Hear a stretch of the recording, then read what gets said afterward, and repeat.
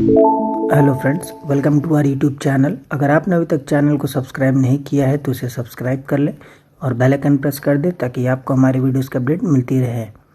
तो चलिए शुरू करते हैं इसी के साथ आज का अपना वीडियो। तो हमारा वीडियो जीएस टेस्ट पेपर 181 और आज का हमारा पहला क्वेश्चन है, द वर्ड सेकुलर डिनोट्स। जो सेकुलर वर्ड है वो क्या दर्शाता है आपको बताना है। तो इसका सही आंसर है C, freedom of religion and worship to all the citizen, यानी अपने अपने धर्म को मानने की आज़ादी और सभी लोगों को एक समान रूप से कहते हैं कि एक बराबरी का हिस्सा देना, तो इसको सेकुलर बोलते हैं। तो चलिए बढ़ते हैं एक साथ अपना अगले क्वेश्चन की तरफ। Question number 2, which of the following statement is correct. 4 statement दे रखे हैं, आपको बताना है कौन सा स्टेटमेंट सही है।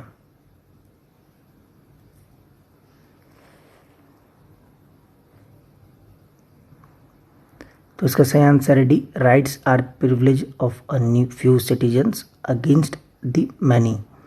तो जो ये राइट्स है यानी अधिकार जो है हमारे, ये प्रिविलेजेस हैं कुछ ही लोगों के लिए बहुत लोगों के अगेंस्ट में। एग्जाम्पल के तौर पे अगर बात करें तो freedom of speech and expression बहुत ईजी एग्जाम्पल है कि कुछ ही लोग इसको मानते हैं बहुत लोगों के लिए, मतलब आपको आज़ादी चाहिए कि हम बहुत लोगों के बारे में बोल सके। तो इस तरह से rights are privileges of a few citizen against the many.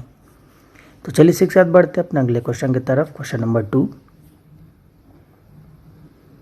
In the Indian constitution the right to equality is granted by few articles they are.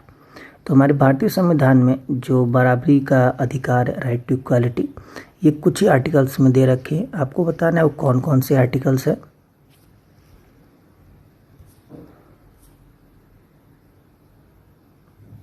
तो उसका सही आंसर है सी, आर्टिकल 14 to 18, यानी 14 से लेकर 18 तक का जो आर्टिकल है वो राइट टू इक्वालिटी के बारे में हमें बताता है। तो चलिए इसी के साथ बढ़ते हैं अपने अगले क्वेश्चन की तरफ। क्वेश्चन नंबर 4,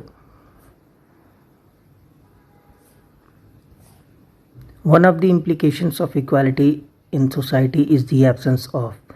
अगर हमारे सोसाइटी में यानी कि समाज में अगर कोई इम्प्लीकेशंस यानी कोई अगर कहते हैं कि बीच में कोई चीज़ आ रही है बराबरी के, तो वो क्यों आ रही है, किसके एब्सेंस में आ रही है, आपको बताना है।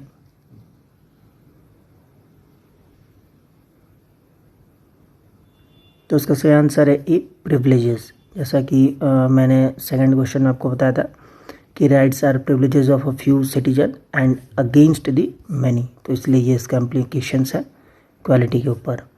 तो चलिए बढ़ते हैं एक साथ अपने अगले क्वेश्चन की तरफ। Question number 5, which article of the constitution of India safeguards one's right to marry the person of one's choice. तो कौन सा ऐसा आर्टिकल है हमारे संविधान में जो कि एक सेफ गार्ड के तौर पे, एक सुरक्षा के तौर पे काम करता है किसी के शादी करने के अधिकार पे या अपनी मर्जी से कुछ करने के लिए। तो उसका सही आंसर है बी, आर्टिकल 21। इसमें कई सारे आर्टिकल है, आप उनको बहुत ध्यान से पढ़िएगा। राइट टू लाइफ एक ओवरऑल पिक्चर देता है, लेकिन उसके अलावा भी उसमें लगभग 21 से 22 आर्टिकल मौजूद है। किसी के बारे में कभी भी पूछा जा सकता है, तो आप उनको एक बार ज़रूर ध्यान से पढ़ लीजिएगा। तो चलिए इसी के साथ बढ़ते हैं अपने अगले क्वेश्चन की तरफ। क्वेश्चन नंबर 6,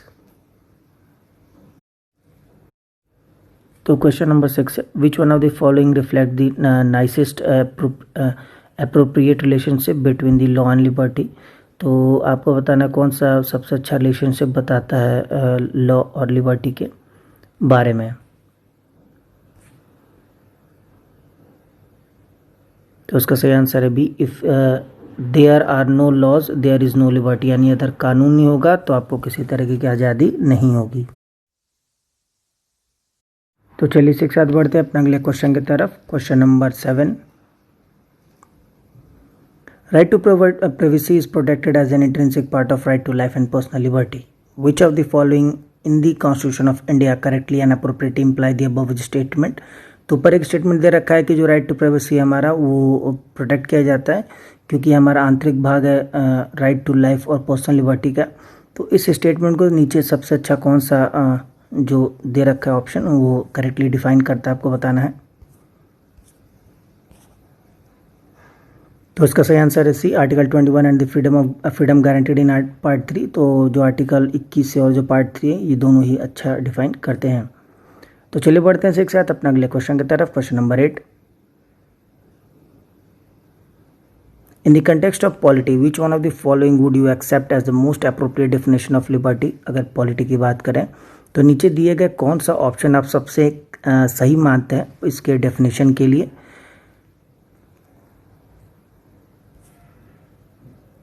तो उसका सही आंसर है D, opportunity to develop oneself fully, यानी किसी को अवसर मिलना ताकि वो अपना पूरा ओवरऑल डेवलपमेंट एक विकास कर सके। तो चलिए बढ़ते हैं एक साथ अपना अगले क्वेश्चन की तरफ। Question number 9, consider the following statement. 3 statement दे रखे हैं, आपको बताना है कौन सा सही है। पहला, free and compulsory education to the children of 16 to 14 year age group by the state by the 76th amendment to the constitution of India, यानी जो मुफ्त और जो अनिवार्य एजुकेशन यानी कि शिक्षा की बात कही गई थी जो चिल्ड्रन 16 to 14 ईयर्स के हैं। तो ये जो मिला था ये 76वें अमेंडमेंट में मिला था, यानी संवैधानिक संशोधन मिला था। सेकंड है, Sarva Shiksha Abhiyan seeks to provide computer education even in the rural areas, यानी सर्व शिक्षा अभियान है तो इसका एक और उद्देश्य ये भी है कि जो कंप्यूटर एजुकेशन है वो गाँव एरिया में भी बच्चों को दिया जाए।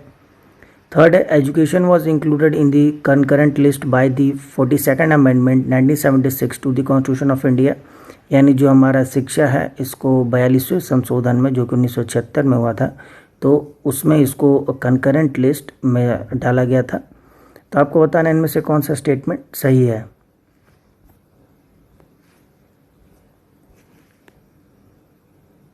तो उसका सही आंसर है सी, 2 and 3, यानी कि सेकंड और थर्ड सही है, फर्स्ट गलत है। फ्री एंड कंपल्सरी एजुकेशन वाला जो है वो 76th अमेंडमेंट नहीं है, यह हमारा 86 अमेंडमेंट है और 21 आर्टिकल 21A जो था एडेड किया गया था जिसमें right to free and compulsory education था to the age group of 16 to 14। ये सर्व शिक्षा अभियान ये भी काफ़ी इंपॉर्टेंट है अगर आप यूपीपीसीएस का पेपर देने जा रहे हैं। तो अभी हाल ही में जो एग्ज़ाम्स हुए हैं बीएड या बीओ के जो हुए हैं कल के, तो इसमें ये क्वेश्चन पूछा गया था कि सर्व शिक्षा अभियान इसकी शुरुआत कब की गई थी। चूँकि नया एजुकेशन पॉलिसी आया है तो आप इससे जुड़े जितने भी एजुकेशन पॉलिसीज़ या स्कीम कुछ भी हो आप उनको बहुत ध्यान से पढ़िएगा, क्योंकि बहुत ज़्यादा चांसेस हैं कि उनमें से कुछ ना कुछ पूछा जाए। तो चलिए बढ़ते हैं एक साथ अपना अगला और आखिरी क्वेश्चन की तरफ। Question number 10, Which of the following are envisaged by the right against exploitation in the Constitution of India? तो इसके संदर्भ में 4 स्टेटमेंट है, आपको बताना कौन सा सही है। पहला है, prohibition of traffic in human beings and forced labour, यानी राइट टू एक्सप्लॉयटेशन में ये आर्टिकल दिया गया है। सेकंड है, एबोलिशन ऑफ अनटचेबिलिटी। थर्ड है, protection of the interest of minorities. और फोर्थ हमारा prohibition of employment of children in factories and mines. तो इसका सही आंसर है सी ओनली, यानी कि 1 and 4। तो इसमें जो prohibition of traffic in human being और चाइल्ड लेबर है सिर्फ ये 2 राइट टू एक्सप्लॉयटेशन में आते हैं। तो फ्रेंड्स इसी के साथ आज का हमारा वीडियो समाप्त होता है। जाने से पहले हम आपको हमारा लास्ट वीडियो यानी जीएस टेस्ट पेपर 180 जो था हमारा, तो उसका जो क्वेश्चन ऑफ द डे था उसका आपको आंसर बता देते हैं। तो क्वेश्चन ऑफ द डे था हमारा, recently King Carl and Queen Silvia of which country visited India. तो ये कौन 2 लोगों का नाम दिया था, आपको बताना था कौन इंडिया आए थे हाल ही में। तो इसका सही आंसर है सी, स्वीडन। ये स्वीडन गए थे और ये तीसरी बार इंडिया आए थे, इससे पहले ये 1993 और 2005 में ऑलरेडी आ चुके हैं। तो चलिए इसी के साथ जाने से पहले आज का यानी जीएस टेस्ट पेपर 181 का जो क्वेश्चन ऑफ द डे है हमारा उसका आपको आंसर बता देते हैं। तो आज का क्वेश्चन ऑफ द डे है हमारा, विच of the following rivers originates इन छत्तीसगढ़, यानी इनमें से कौन सी नदी छत्तीसगढ़ से निकलती है आपको बताना है। आपका ऑप्शन है ए महानदी, बी नर्मदा, सी तापी या डी चंबल। तो फ्रेंड्स इसी के साथ आज का हमारा वीडियो समाप्त होता है। जाने से पहले अगर आपको हमारा वीडियो अच्छा लगा हो तो इसे लाइक करें, शेयर करें और हमारे चैनल को जरूर सब्सक्राइब करें। साथ ही आप हमें नीचे कमेंट बॉक्स में हमारे क्वेश्चन ऑफ द डे का आंसर ज़रूर दें। तब तक के लिए मिलते हैं आपसे अगले वीडियो में। Thank you for watching and bye bye.